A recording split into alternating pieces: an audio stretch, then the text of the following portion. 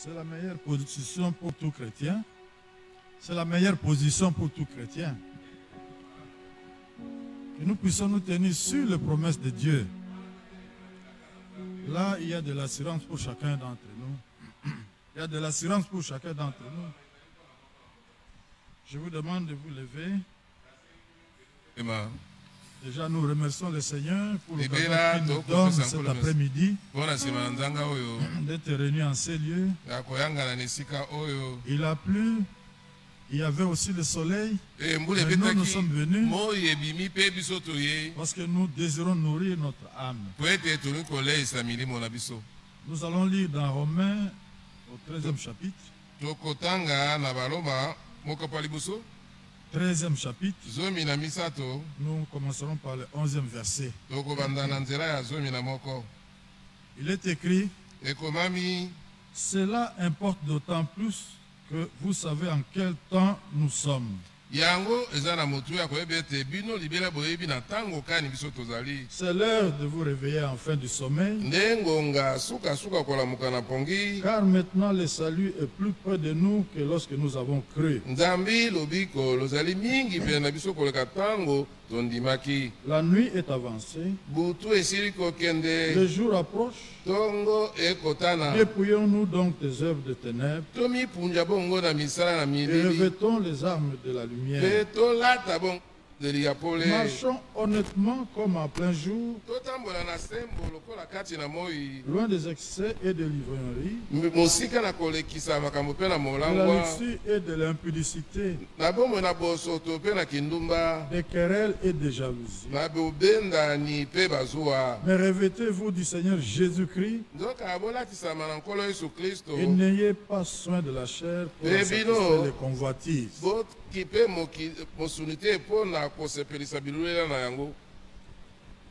Nous allons chanter Je l'aime, et après chacun de nous va prier.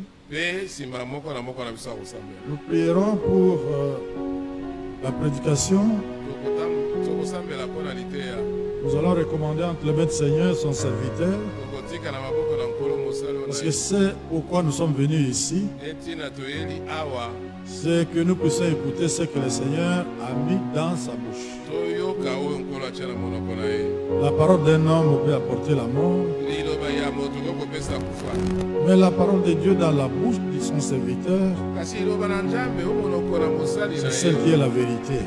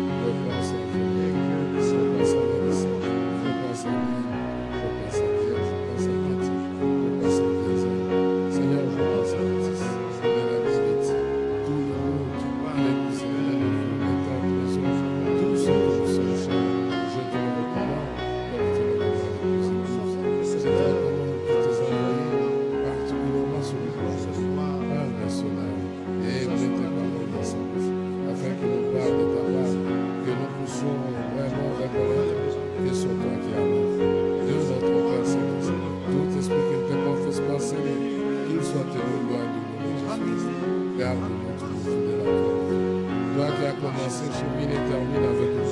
Que l'ennemi soit confus. Seigneur, je voudrais rentrer, Seigneur, chez moi, non pas comme je suis. Que je puisse dire, m'exprimer, comme le disciple de l'œuvre, qui pouvait dire, mon cœur ne brûle-t-il pas dedans de nous, lorsque nous parlons. Tu es le même Seigneur. Parle, Seigneur, parle à nos cœurs, afin que nous recevions la vie, afin que nous puissions nous préparer et nous attendre à tous les minutes. Dieu notre Père Céleste, tu ne fais rien au hasard, Seigneur. Toutes choses concourent bien de ce qui est de Dieu. Seigneur, nous voulons te remercier pour pouvoir résister au prêche à foi de l'ennemi. Glorifie ton Seigneur et ton Frère. Seigneur, agis, que ton corps soit dans la vie et que la gloire te revienne une fois de plus. Car c'est dans le nom de Jésus-Christ et de ton Bien-aimé Seigneur, Molinga Mikolo. nous te sommes infiniment reconnaissants pour l'occasion que tu nous donnes cet après-midi pour rassembler en ces lieux pour écouter ta parole. Seigneur, nous désirons faire comme Marie, rester à tes pieds afin que tu puisses nous parler. C'est toi qui connais les besoins des cœurs. Mais déjà notre présence en ces lieux prouve que nous avons des besoins. Nous voulons nous recommander à toi, toi qui connais chacun de nous, que tu puisses nous parler et que tu puisses donner solution à chacun des problèmes qui te seront amenés en ces lieux. Parle-nous, Seigneur. Mais à nous cet empressement, Seigneur, car nous savons en quel temps nous sommes. Les choses sont en train de se précipiter, mais toi tu t'occupes toujours de notre préparation. Voilà pourquoi nous te recommandons ton serviteur, afin que tout ce qui sera dit puisse l'être pour notre édification. Agrée notre rassemblement depuis le début jusqu'à la fin, afin que la gloire te revienne. Au nom de Jésus-Christ. Amen. Amen.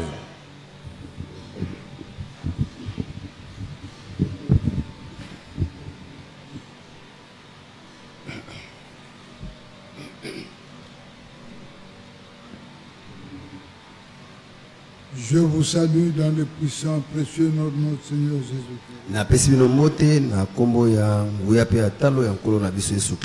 Le frère Faustin Mpenga ne vient pas. Il m'a appelé pour me dire qu'il est retenu à l'IPEN. Parce que le lundi, il voyage pour le Katanga. Mais les frères de l'UPEN ont désiré qu'il leur prêche avant qu'il ne parte.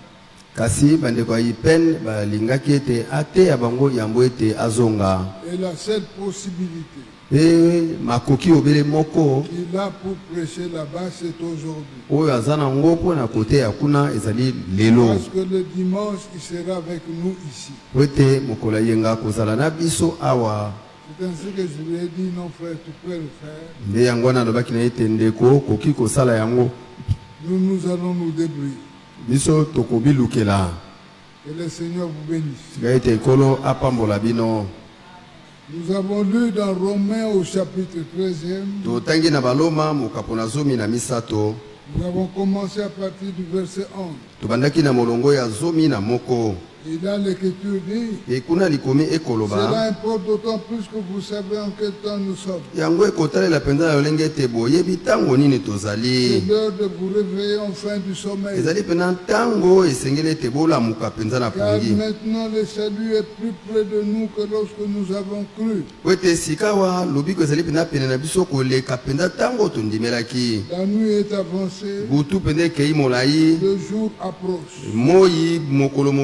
Déplions-nous donc des œuvres de ténèbres.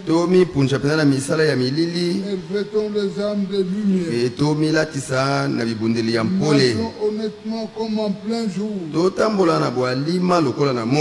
Loin des excès de l'igno et de l'ivrognerie. De la luxure et de l'impudicité. Et de jalousie. Mais vêtez-vous du Seigneur Jésus-Christ. N'ayez pas soin de la chair pour en satisfaire le convoitise. Que le Seigneur bénisse sa part. Bien-aimés frères et sœurs, ce que nous venons de lire là, c'est possible pour le croyant. C'est possible pour nous qui avons cru à Golgotha. Parce que nous qui avons donné nos vies au Seigneur à Golgotha, le Seigneur a tout vidé en nous de mal. Mais l'Écriture nous exhorte à vouloir désirer vivre en tenant compte du temps dans lequel nous vivons. Quand nous prenons Luc au chapitre 21, l'Écriture dit là-bas, dans Luc 21, l'Écriture dit, à partir du verset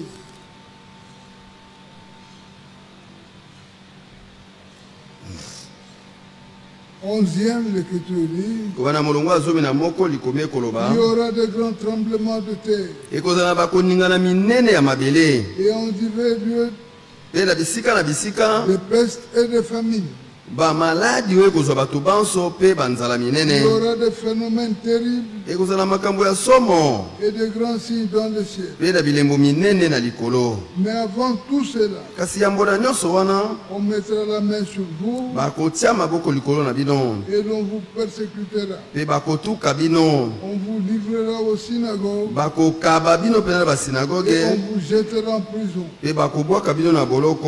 On vous mènera devant des rois et devant des gouverneurs à cause de mon nom.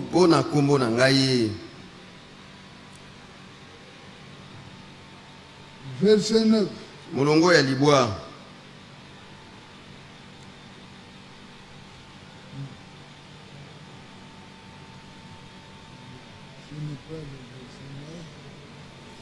Attendez un moment. C'est la moment, ok?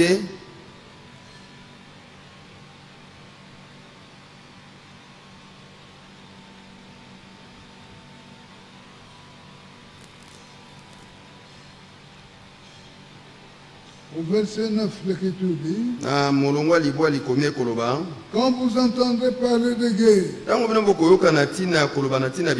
et de soulèvement, ne soyez pas effrayés. Car il faut que ces choses arrivent premièrement. Mais ça ne sera pas encore la fin.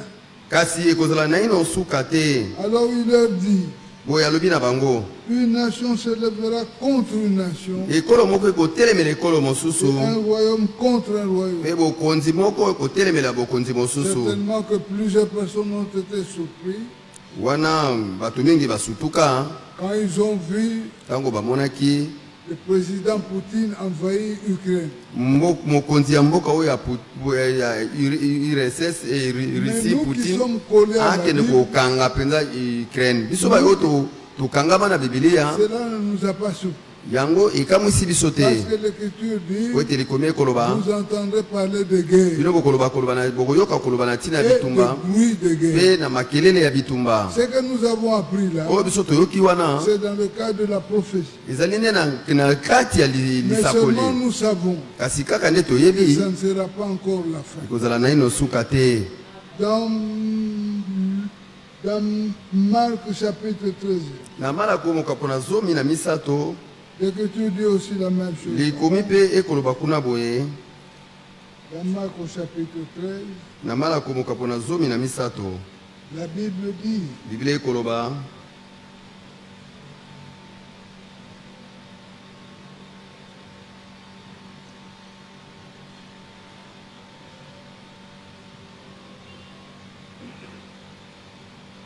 Au verset 8, l'Écriture dit, une nation se lèvera contre une nation. Subitement, la Russie s'est élevée contre l'Ukraine. Pour des raisons qui ne tiennent pas debout. Alors le monde entier s'est ligué pour former un bloc contre la Russie. Mais nous qui sommes enfants de Dieu, n'entrons pas dans cette dispute-là. Ne cherchons pas à voir comme le monde voit. Nous cherchons à comprendre ce que Dieu veut. Ce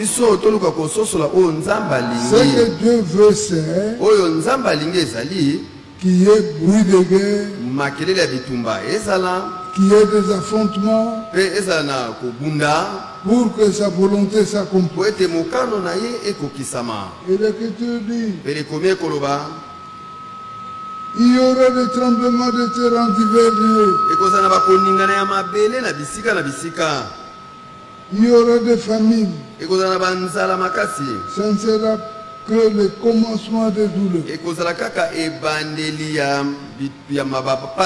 Aujourd'hui, mes frères, on n'a pas appris encore qu'il y a des tremblements de terre. On n'a pas appris encore qu'il y a des famines. Mais je me demande s'il faut qu'on apprenne ça. Parce qu'au Congo, nous vivons la famine. Dans divers lieux, il y a des tremblements de terre. Bien mes frères, cela c'est pour nous exhorter à tenir pour vrai la parole de Dieu. Dans le temps dans lequel nous sommes,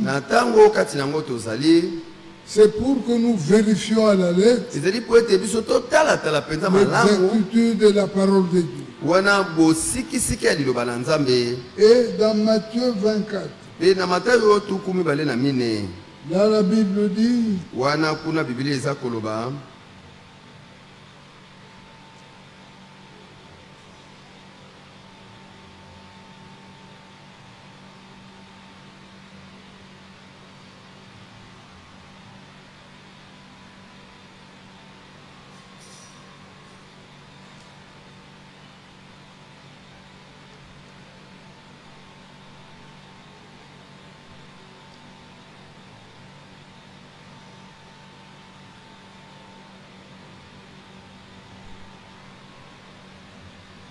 au verset 31,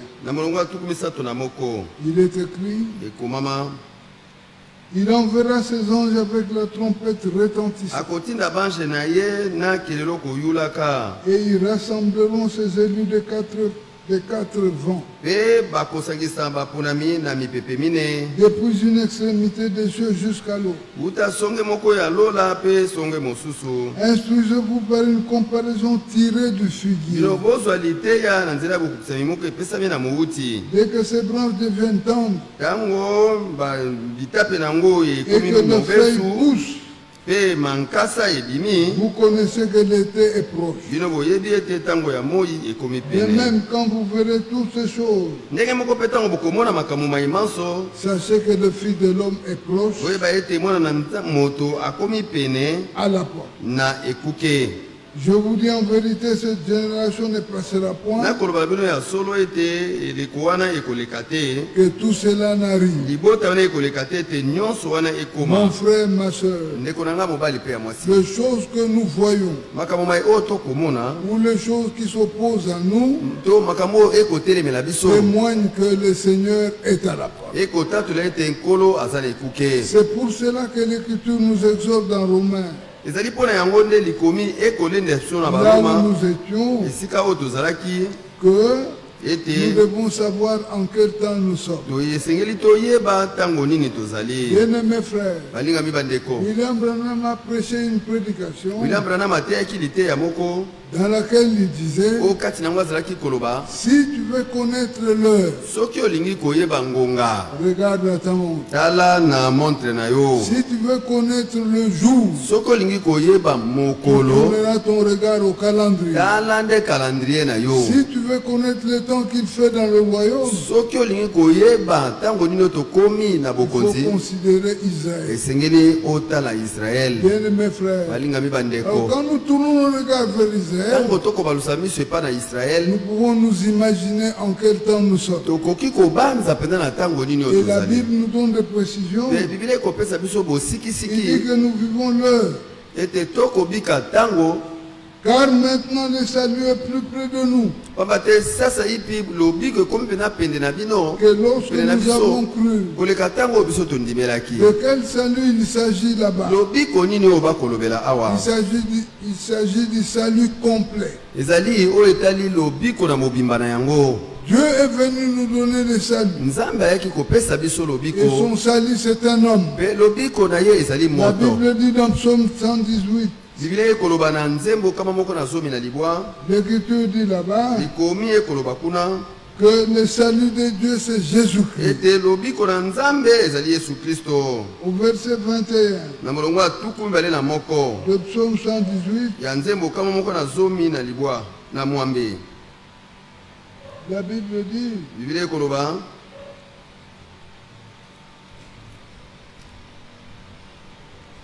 au verset 21 de Psaume 118, l'Écriture dit, je te loue parce que tu es devenu mon salut, parce que tu m'as sauvé. Qui a sauvé l'homme? C'est Dieu qui a sauvé l'homme par Jésus.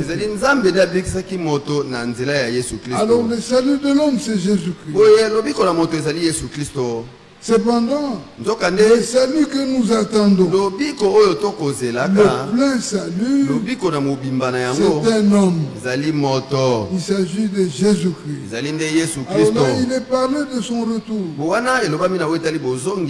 Bien-aimés frères et sœurs, nous devons tous avoir nos regards tournés vers le retour de Jésus.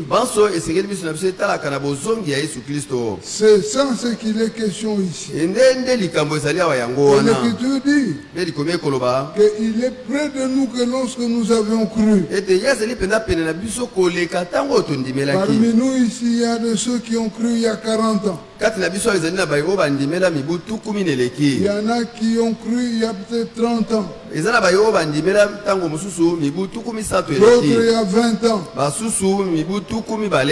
Et les autres peut-être c'est hier. Mais que ce soit les uns ou les autres, nous nous sommes plus rapprochés du retour de Jésus. C'est ça le plein salut de Dieu. Alors bien aimé, ce plein salut-là exige de notre part une consécration totale. En amont, je vous ai dit que ce que l'Écriture demande là, il le demande aux croyants, ceux qui ont offert leur vie à Golgotha. Bien-aimés frères et sœurs, pour vous qui venez de croire, ou pour ceux qui n'ont jamais cru, qu'ils sachent que sur cette terre a vécu un homme du nom de Jésus-Christ. Cet homme-là, il a pris sur son corps tout ce qui avait comme péché de l'homme. Il a porté ça pour qu'en retour, l'homme soit libéré, dégagé. Et c'est ce qui fut fait. Il a dit, tout est accompli. Et le croyant dit Amen. Parce qu'il vit cela. Alors celui qui a une telle compréhension de choses. Bien-aimé frère, il a une vision haute sur le monde. Le monde ne l'attire plus. Ce qui l'attire, c'est la vie de Jésus. Cela est vrai. Alors pour ceux qui n'ont pas encore donné leur vie au Seigneur, je les exhorte à pouvoir le faire. Bien-aimés frères, la vie chrétienne a un commencement. Et le commencement de la vie chrétienne, c'est la repentance. Tu viens devant le Seigneur. Tu lui parles de tout ce que tu as mené comme vie en dehors de Jésus-Christ. Tu le confesses. Tu le dis, soit à haute voix, soit à voix basse, mais pourvu que ça vient du fond du cœur. Tu le dis, Seigneur, moi j'ai fait ceci. Tu lui demandes pardon. Et il te pardonne. Un cœur qui est pardonné par le Seigneur, c'est un cœur qui vit cela. Parce que tu sentiras en toi une paix intérieure qui va te démontrer que le Seigneur t'a pardonné.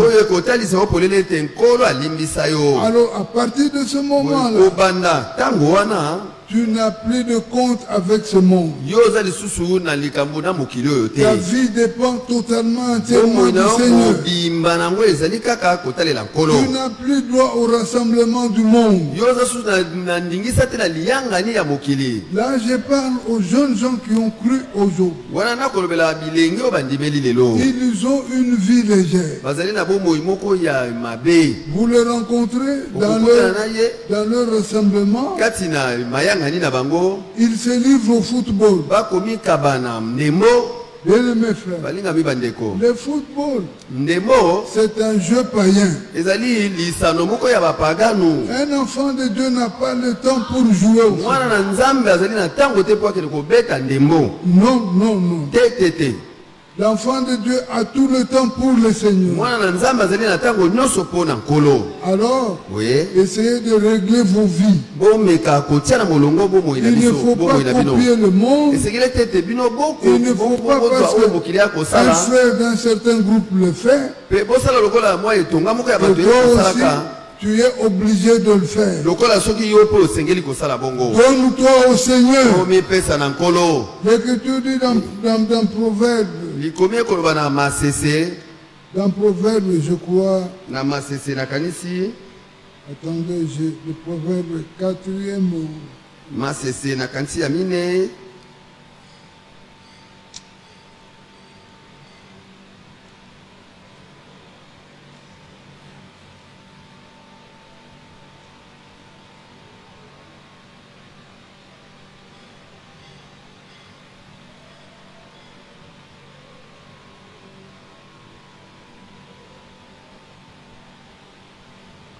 Proverbe 3, verset 7. Nous pouvons lire à partir du verset 6e. La Bible dit, recommande-le dans toutes voies. Et il aplanira tes sentiers. Ne sois point sage à tes propres yeux. Crains le Seigneur. Et détourne-toi du mal. Car le Seigneur sera la santé de tes muscles. Ça ne sert pas de te livrer au sport. Non. Tu n'as pas de temps pour ça. Ne suis pas les gens du monde. Ils vont t'égarer à leur conception de choses. Livre-toi à la parole et trouve tout le temps pour Dieu. Et la Bible dit, un rafraîchissement pour les autres. Voyez-vous, c'est ce que dit l'Écriture. La Bible corrige. Tu peux emprunter d'autres voies. Mais si tu écoutes la parole, étant donné que tu es fils de la parole, tu te laisses corriger. Mon frère, ma soeur, le temps est arrivé où nous devons revenir entièrement et totalement à la parole. Et l'Écriture dit dans Romains 13, là où nous étions, que cela importe d'autant plus que nous savons tous. Que savons-nous? Que le retour du Seigneur est là. Nous n'avons plus de temps à perdre. Nous devons focaliser toute notre attention sur le retour de Jésus. Qu'a dit l'Écriture? Lorsque vous verrez toutes ces choses commencer à arriver, relevez vos têtes. C'est-à-dire que nous devons tout faire pour que cela ne nous trouve pas distraits. Bien-aimés frères, William Branham a prêché une prédication où il était intitulé Le signal rouge de sa venue. Un homme qui est à la gare, qui attend qu'il effectue un voyage, il n'a plus de temps à perdre. Toute son attention est focalisée sur le train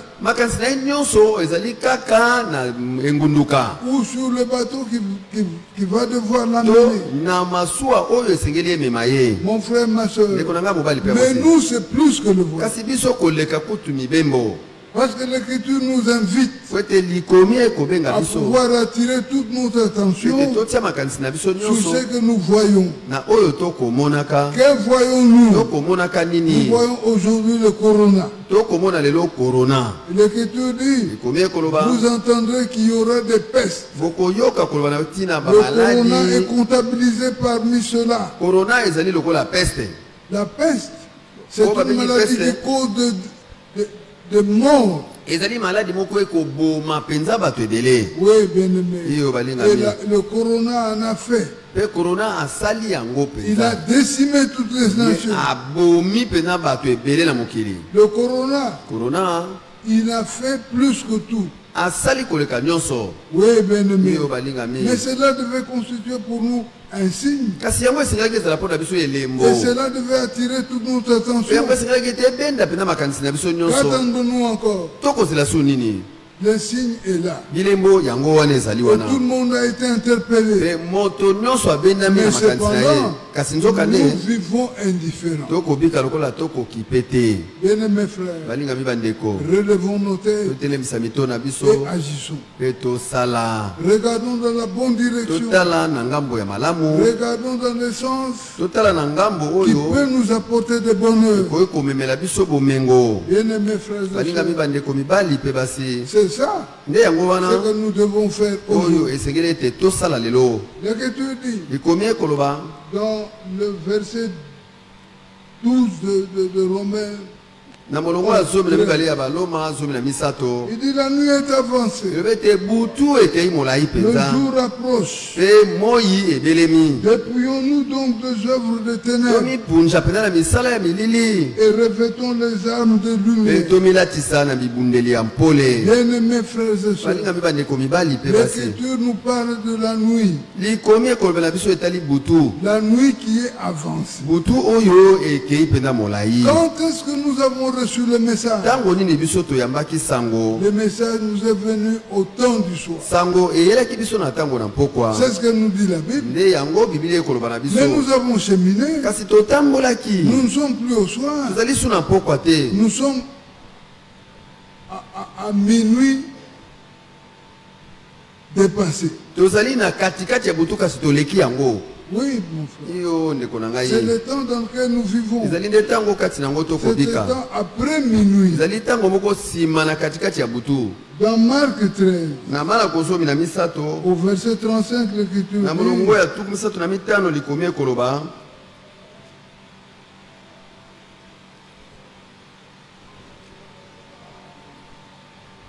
Veillez donc, car vous ne savez quand viendra le maître.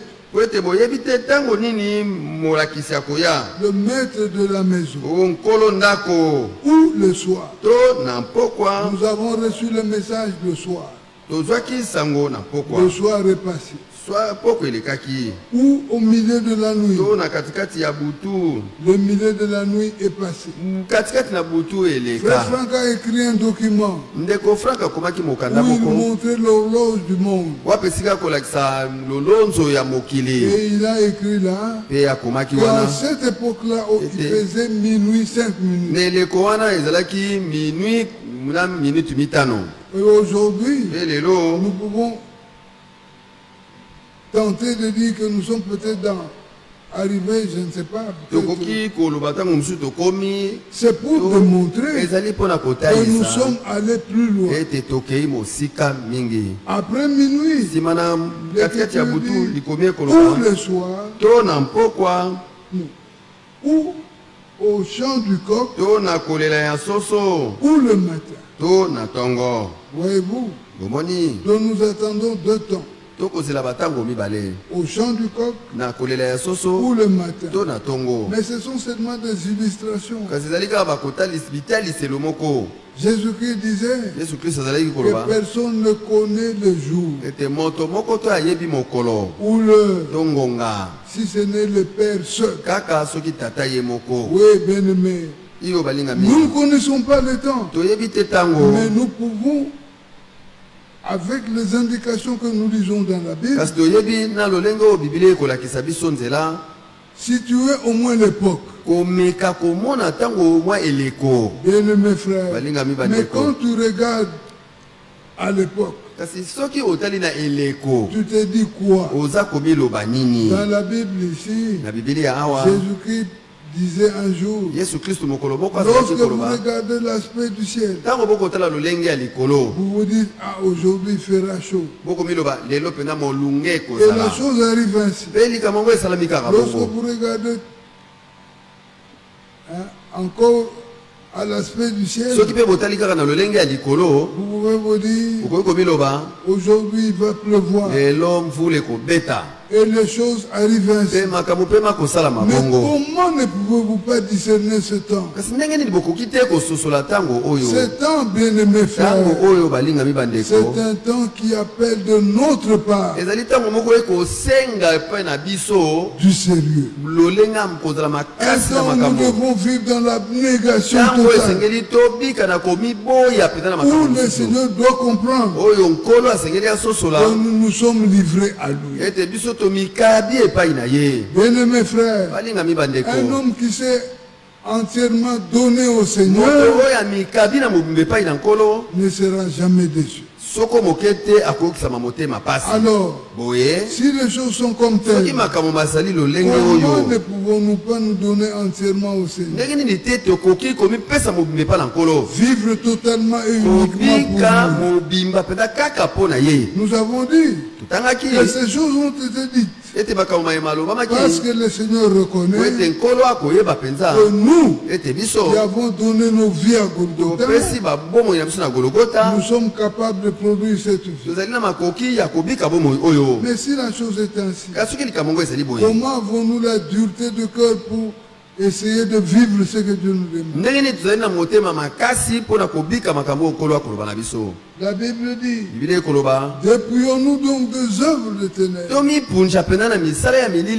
Qui peut se dépouiller lui-même? Personne. Il faut qu'il y ait quelqu'un de plus fort que nous pour nous dépouiller. Mais parmi nous, qui est le plus fort? C'est seulement Jésus. Donc nous devons tous aller vers lui. Nous tenir un langage sincère. Lui dire, Seigneur, regarde ma vie. Je reconnais que je vis une telle faiblesse. telle chose qui m'a dominé. Alors Alors, ce que je te demande, c'est que toi uses de ton influence pour me débarrasser de ces choses. C'est ça qu'on appelle dépouiller. C'est vider quelqu'un de sa substance. Et sa substance inutile. Mon frère, ma soeur, nous devons être plus sérieux avec le Seigneur. Nous devons dire à Dieu tout ce qui a triomphé de nous. Pierre dit que l'homme est esclave de ce qui a triomphé de lui. Regarde-nous. Où regardons-nous? Parmi nous, il y a beaucoup de plaisanteries. Alors que l'Écriture ne reconnaît pas ça par nous.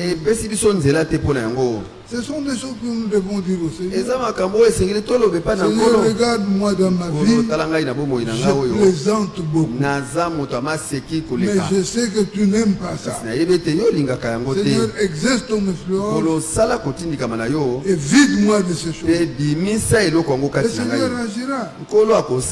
C'est ça, aimer le Seigneur. On ne peut pas aimer le Seigneur et son contraire à la foi. Non, bien-aimé. Et l'Écriture dit dans Romains 12, 13, nous étions, et revêtons les armes de lumière. Dans Ephésiens 6, l'Écriture nous parle des armes dont nous devons revêtir. Dans Ephésiens 6, l'Écriture dit, à partir du verset 10, il dit, au reste, fortifiez-vous dans le Seigneur et par sa force toute puissante. Revêtez-vous de toutes les armes de Dieu afin de pouvoir tenir ferme contre les ruses du diable. Le diable est là. Et il a de mauvaises pensées contre nous. Jésus-Christ disait, le dessein du diable s'est égorgé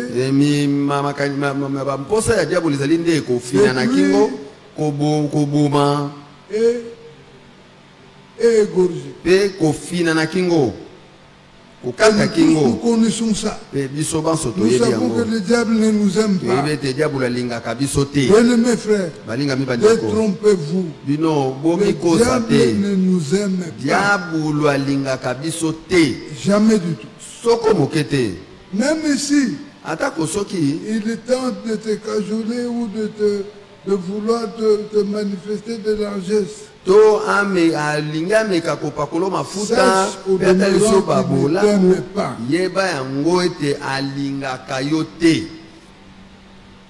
Afin de pouvoir tenir ferme contre le ruse du diable. Car nous n'avons pas à lutter contre la chair et le sang, mais contre les dominations, contre les autorités, contre les principes de ce monde de ténèbres, contre les esprits méchants dans le lieu céleste. C'est pourquoi prenez toutes les armes de Dieu afin de pouvoir résister dans le jour mauvais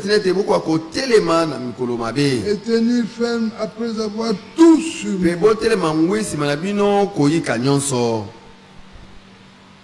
Tenez donc ferme. Ayez à vos reins la vérité pour ceinture. Oui. L'Écriture nous exhorte à pouvoir nous munir toujours de la parole de Dieu. Elle doit être présente et permanente. Revêtez la cuirasse de la justice. Mettez pour chaussures à vos pieds les ailes que donne l'évangile.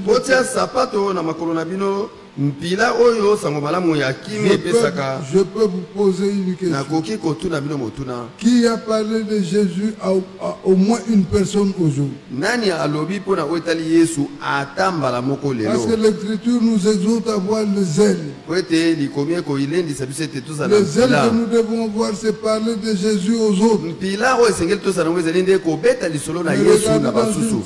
Dans une grande salle comme ça, il n'y a même pas une seule personne.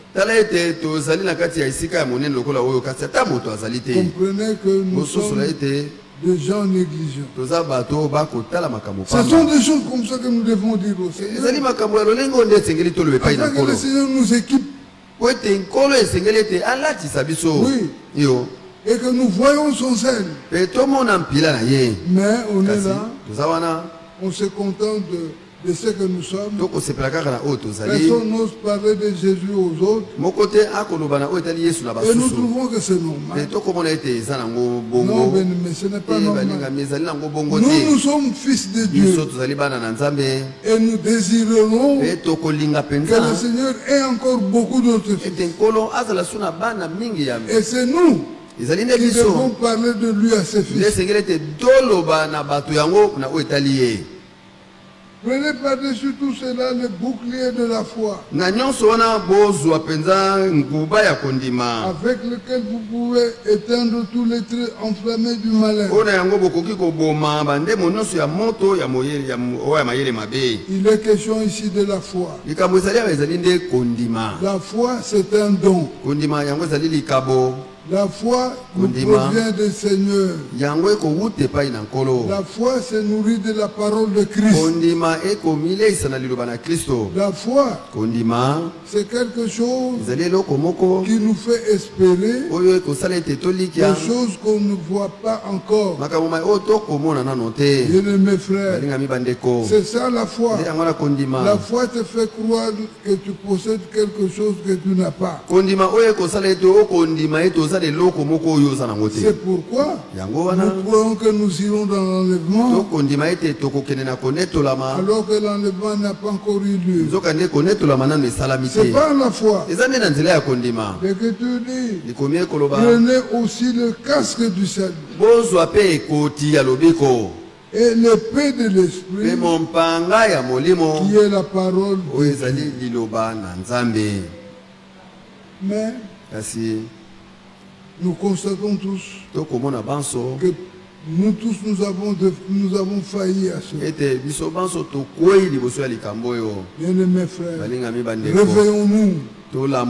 Il est temps et plus que temps. Ce sont ces âmes dont nous devons être revêtus pour que le Seigneur arrive à non seulement nous équiper, mais aussi nous utiliser. L'Écriture dit enfin, faites en tout temps par l'Esprit toutes sortes de prières et de supplications. Voilà ce que l'Esprit nous dit. Nous devons faire en tout temps toutes sortes de prières. Nous devons prier pour des hommes qui sont dans le besoin. Nous-mêmes, nous devons prier pour nos besoins. Tu peux regarder dans l'assemblée comme ça. Tu dis, je vois que mes frères sont presque tous des chômeurs. Tu prends ce problème, tu t'en réveilles. Et tu pries pour ça. Qui fait ça? Personne. Vous pouvez vous imaginer à quel niveau nous sommes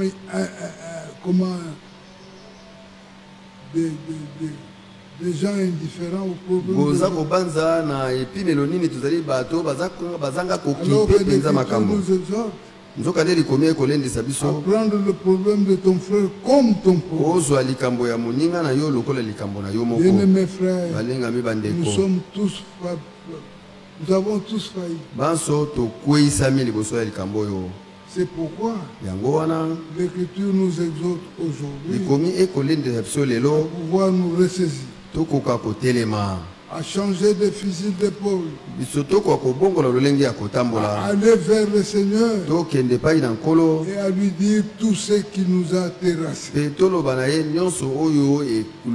Personne n'est excusable. Nous tous nous sommes tombés. Quand Dieu nous regarde, il ne reconnaît même plus que nous avons fait paix avec lui par Golgotha.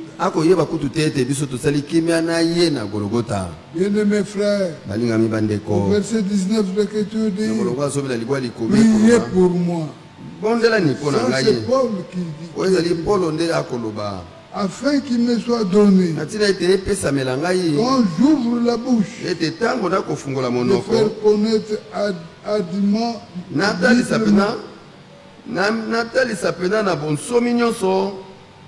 le mystère de l'évangile, pour lequel je suis ambassadeur dans les chaînes, et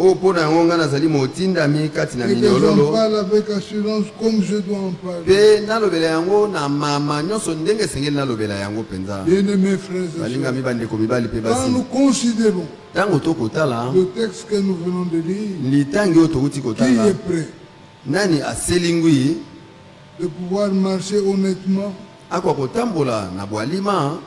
et aussi marcher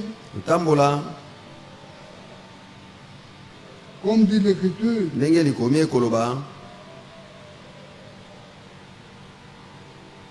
de marcher honnêtement comme en plein jour. Non. Alors que parmi nous ici, il y a encore de ceux-là qui aiment les ténèbres. Ils font tout dans les ténèbres. Et ils se disent, ah, il n'y a personne qui me voit. Tu as peut-être raison. Nous les hommes, nous ne te voyons pas. Mais Dieu de qui tu dépends te voit partout. Et Dieu là, c'est ce que tu fais à la minute. Bien-aimés frères, le temps est arrivé où nous devons nous ressaisir et nous dire ceci. Moi, je dépends de Dieu. Je n'ai pas de vie cachée devant le Seigneur. Tout ce que je fais, Dieu le voit à la minute. Je n'ai rien à cacher devant lui. Ce que j'ai plutôt à faire, c'est de m'avancer vers lui et de lui dire tout ce que je vis et ce qui a dominé de moi. Bien-aimés, si nous arrivons à concevoir les choses de cette manière, alors là nous ferons des progrès. Alors là nous ferons des exploits. Que le Seigneur nous bénisse, mon frère. Au verset 13 de Romains 13, l'Écriture dit, marchons honnêtement comme en plein jour, loin des excès de l'ivrognerie, de la luxure et de l'impudicité,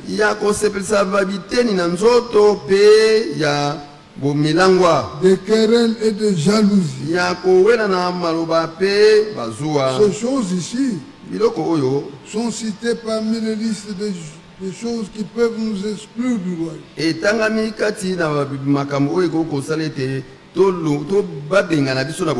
Bien-aimés frères et sœurs, ce sont des choses honteuses.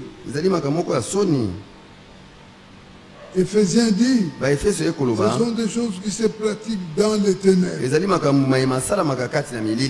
Tu ne peux pas le faire en plein jour. Parce que toi-même tu auras honte.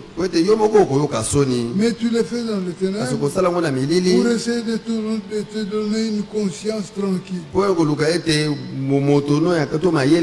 tu sais que c'est faux. Bien-aimés frères, si quelqu'un quelqu'un a déjà touché à la vie de Dieu, c'est un homme qui connaît le bien et le mal. Alors, lorsqu'il fait le mal, sa conscience lui dit tu fais mal.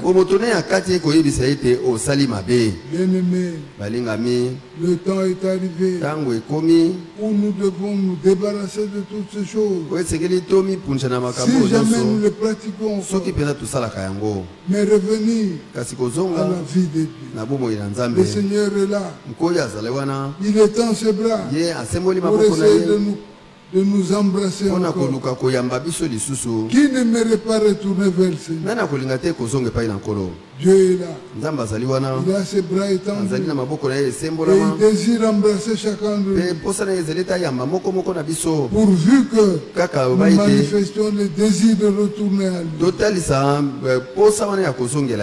Verset 14 de l'Écriture dit: mais revêtez-vous du Seigneur Jésus.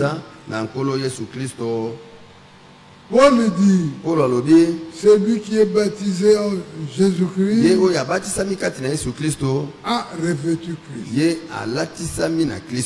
Revêtir Christ commence par être baptisé au nom de Jésus. Revêtir Christ aussi, c'est lorsque quelqu'un s'est détourné et qu'il rentre vers le droit chemin, il peut encore revêtir Christ. Bien-aimés frères, il est temps et plus que temps. Le temps dans lequel nous vivons, c'est un temps impérieux où chacun de nous qui reconnaît volontairement qu'il a emprunté de voies qui ne sont pas correctes, veut alors le retour vers le Seigneur, qu'il le fasse sans se gêner. Dieu est là pour l'accueillir. Dieu est là pour lui pardonner.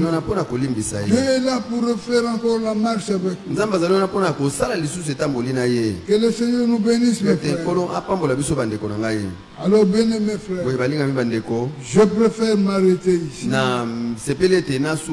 pour nous donner un peu du temps de prier. Nous allons prier. Chacun de nous se recommandera la grâce de Dieu. Chacun de nous va dire au Seigneur combien il s'est laissé égarer loin de sa femme. Que le Seigneur nous bénisse et qu'il nous accorde du temps pour que nous parvenions à prier, que nous nous replacions encore dans la chaleur paternelle. Que Dieu nous bénisse. Frère Jackson.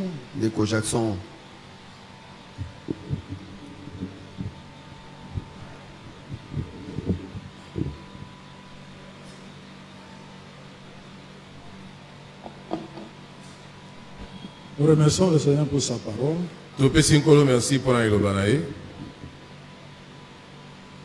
Un chrétien dont la conscience ne lui dit absolument rien, et il a quelque chose à revoir avec le Seigneur. Je me rappelle d'une vidéo que le frère Moïse m'avait envoyé.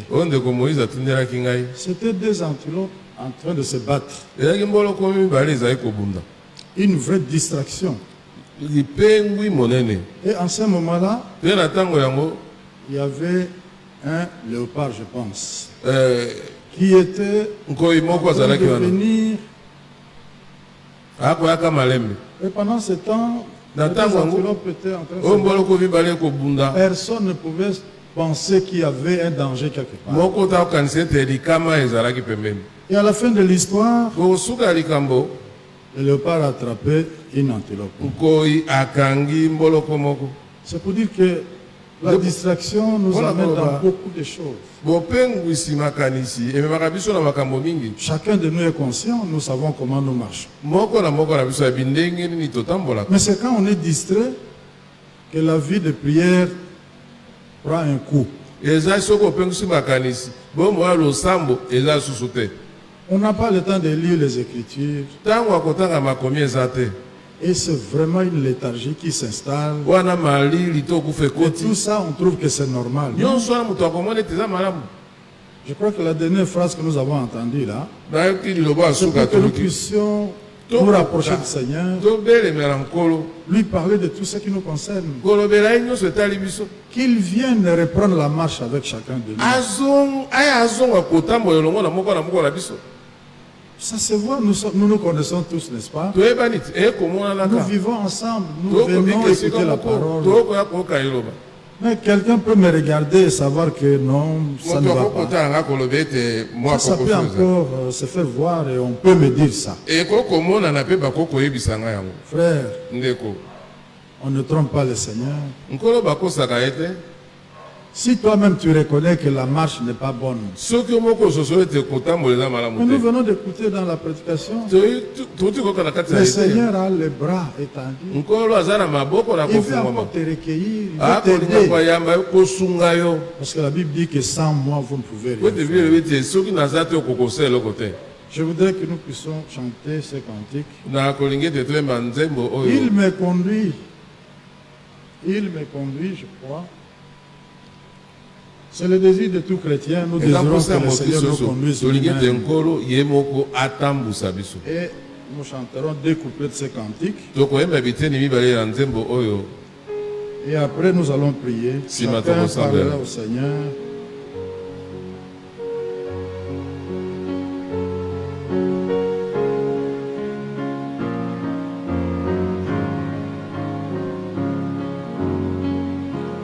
Il me conduit doucement, c'est repos pour mon âme lassée. En tout le sang regard me suit et par la main Christ me conduit. Il me conduit des hommes pour lui je veux vivre. Brebis fidèles,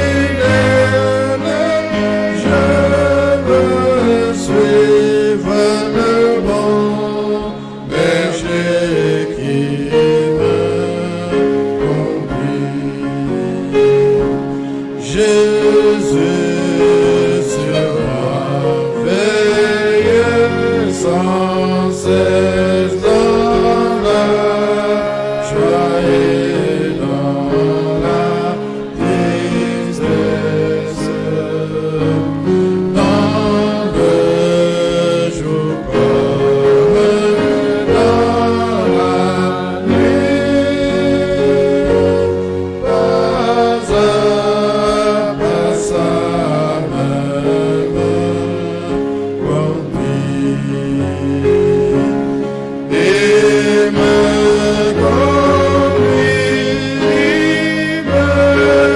conduit des hommes et pour lui je veux vivre. Brebis fidèles, je veux suivre le bon berger qui me conduit. Je vous demande de vous lever. Je crois sincèrement que le désir de chacun de nous, c'est d'être conduit par le Seigneur lui-même. Mais quand je sais que j'ai une fièvre qui me dérange, ce que nous faisons c'est quoi? C'est de chercher un produit pour prendre. Soit nous cherchons quelqu'un qui peut prier pour nous. Mais maintenant là nous avons entendu la prédication. Et il est clairement démontré qu'il y a une léthargie. Il y a une distraction qui s'est installée. Mais ne trouvons pas ça normal. Ce n'est pas bien du tout. Nous avons l'occasion de revenir auprès du Seigneur. Et c'est ce que nous allons devoir faire. Parlons au Seigneur. Disons-lui tout ce qui ne va pas. Moi, je ne peux pas connaître ce qui est dans le cœur de mon frère. Lui aussi ne peut rien connaître tout ce qui est en moi.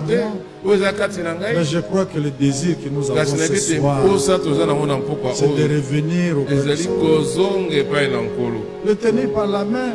Si c'est lui qui nous tient par la main, nous n'aurons pas peur de la nuit. Nous prions que chacun de nous parle au Seigneur.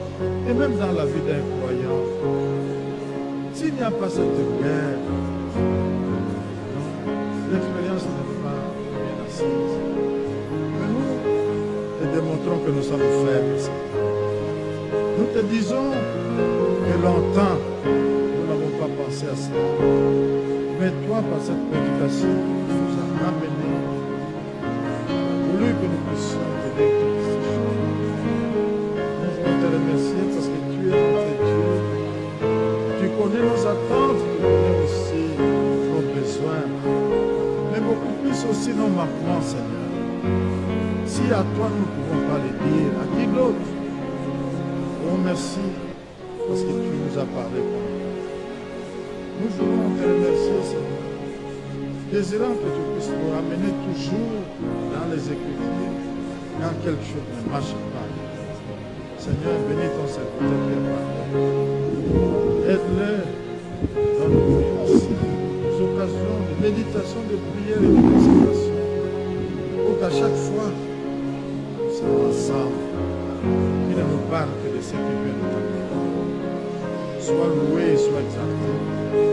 Parce que nous ne pouvons pas nous complaire à la distraction. La léthargie ne nous amène pas vers toi. Nous avons été refroidis par le monde. Tout ce que nous voyons, c'est nous vivons dans ce monde pervers et agité. Mais toi, tu veux. Et tu veux nous orienter vers une autre direction. Seigneur, retourne chacun de nous vers toi. Nous puissions revenir et te tenir par la main, Seigneur. Afin que notre chemin soit éclairé et que tu puisses marcher au-devant de chacun de nous. Sois loué et sois exalté. Toi qui nous as parlé. Toi qui veux que nous soyons totalement à toi. Bénis-nous. Bénis notre prochaine rencontre, Seigneur. Si telle est ta volonté, que nous puissions revenir ici le dimanche pour écouter. Sois loué et sois exalté. Parce que nous l'avons parlé.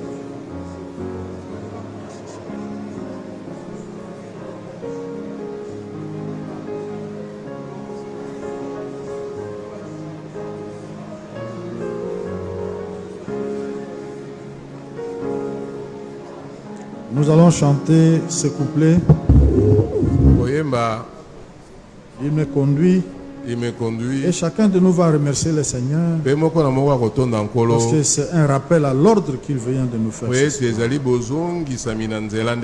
C'est par amour qu'il a parlé. Et chacun, s'il est sincère, en revenant à lui-même, saura que le Seigneur m'aime. C'est pourquoi il m'a parlé de cette manière.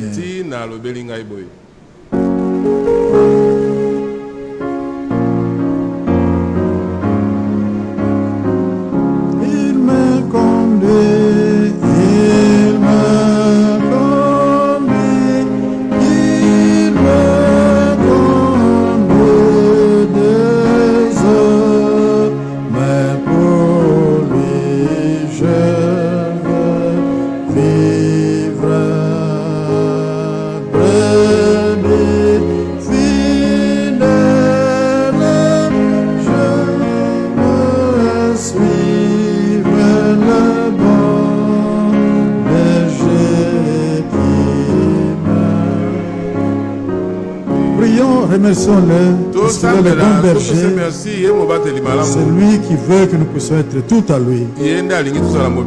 Remercions-le. Seigneur, merci, parce que c'est par amour que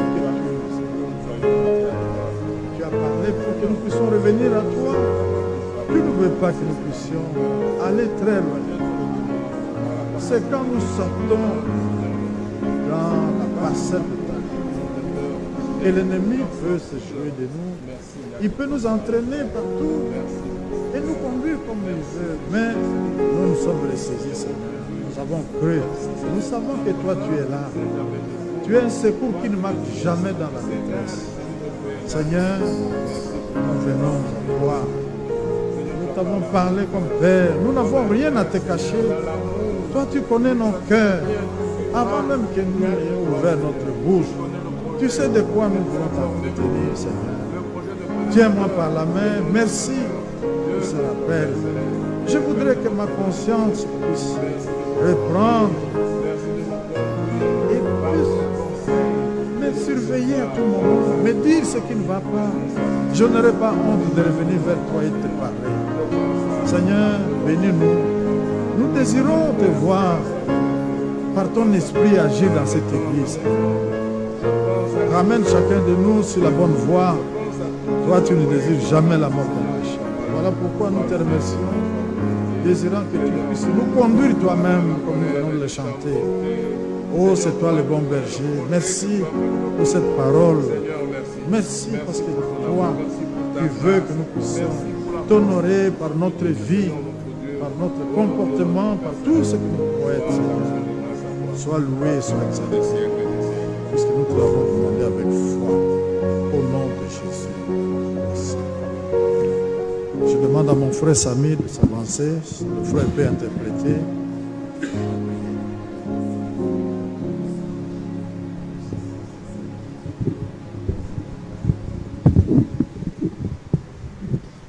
Dieu notre Père Céleste, merci pour ce temps que tu nous as accordé. Surtout pour la parole que tu nous as fait entendre, Seigneur. Tu as dit que l'homme ne vit pas seulement de pain, mais de toute parole qui sort de la bouche de Dieu. Seigneur, ce que nous voulons, c'est de partir avec toi. Et pour cela, Seigneur, nous devons être dans le bon. Nous devons être dans le bon. Nous devons être dans ta parole. Nous devons marcher conformément à tes exigences. Merci pour les capacités que tu communiques. Parce que toi, tu as ôté le cœur de pierre. Tu nous as accordé le cœur de chair. C'est ce cœur qui est sensible à ta parole. C'est ce cœur qui aime ta parole. Merci Dieu notre Père Céleste. pour tout ce que tu fais pour nous, pour les projets que tu as formés pour nous, le projet de paix et de bonheur et non de malheur, Seigneur. Merci pour nous avoir réveillés. Merci pour nous avoir renforcés. Merci pour ta présence qui ne fait jamais de faux. Seigneur, c'est comme nous l'avons entendu. Sans toi, nous ne pouvons rien faire. Or, avec toi, nous pouvons tout. Ainsi, conduis-nous par ton conseil et reçois-nous dans ta gloire. Bénis chaque frère, chaque soeur qui a entendu cette parole, qui a désiré, Seigneur notre Dieu, se conformer à ce qui nous a été dit. Parce que toi, tu nous aimes, Seigneur. Tu nous fais marcher, Seigneur. Dans cette voie-là, même un insensé ne peut pas se perdre, Seigneur. Seigneur, garde nos cœurs en paix. Seigneur, répands aussi ton esprit sur chacun de nous. Parce que sans ton esprit, personne ne peut être agréable. Oui, Dieu notre Père Céleste. Nous sommes arrivés à la fin de notre culte. Bénis notre retour. Garde nos vies en toi. Là où l'ennemi ne sait pas mettre sa main. Car c'est dans le nom de Jésus-Christ que nous t'avons ainsi prié. Toi qui vis pour des siècles et des siècles. Amen. Amen.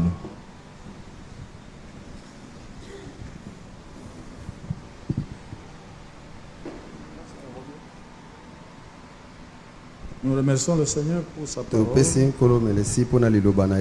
Et il y a des bien-aimés qui ont suivi, notamment notre frère Inodi Bokambwa, depuis Orléans en France. Notre sœur Nana Akono depuis Tours en France. Notre sœur Julia Sido depuis Kinshasa. Notre frère Sélé Matenda depuis Kinshasa. Notre sœur Nadine Kamouin depuis Kinshasa. Et notre frère Elie Mpoi depuis New York aux États-Unis. Ils nous ont salués au nom du Seigneur Jésus. Nous voulons aussi leur réciproquer nos salutations et que le Seigneur les bénisse tous. Nous allons chanter avant de quitter ces lieux.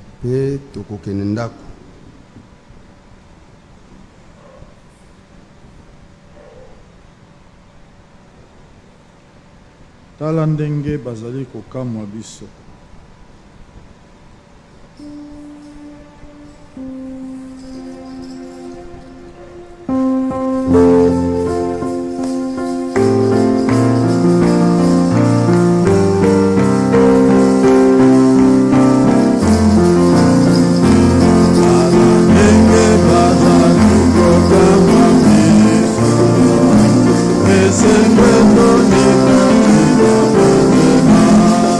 Oh,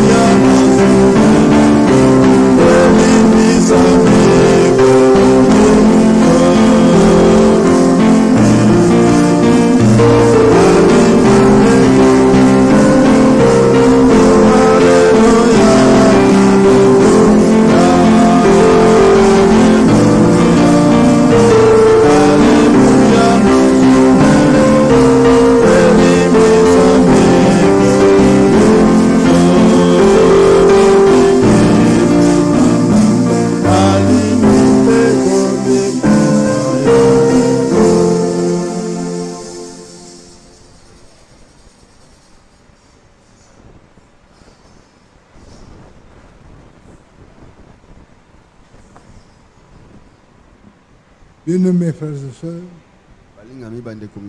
je suis revenu ici pour vous parler de la collecte que nous avons annoncé depuis le mardi. Tous nous sommes au courant de l'accident qui vient de se faire. Oui, il y a eu au moins 300 morts. Parmi ces derniers-là, il y a des frères et sœurs qui ont sollicité notre aide. C'est pourquoi nous avons initié cette collecte. Et se termine le dimanche. Nous appelons à la bonne conscience d'un chacun. Que le dimanche, chacun puisse amener quelque chose. D'ailleurs, il est dit, on ne se présente pas devant le chef main vide. Il faudrait que chacun puisse amener quelque chose pour que aussitôt que la collecte sera faite, que nous puissions expédier cet argent aux nécessités, aux frères qui nous a parlé de ça. Je vous en supplie, je fais recours à votre conscience, agissons en responsable. Que le Seigneur bénisse chacun.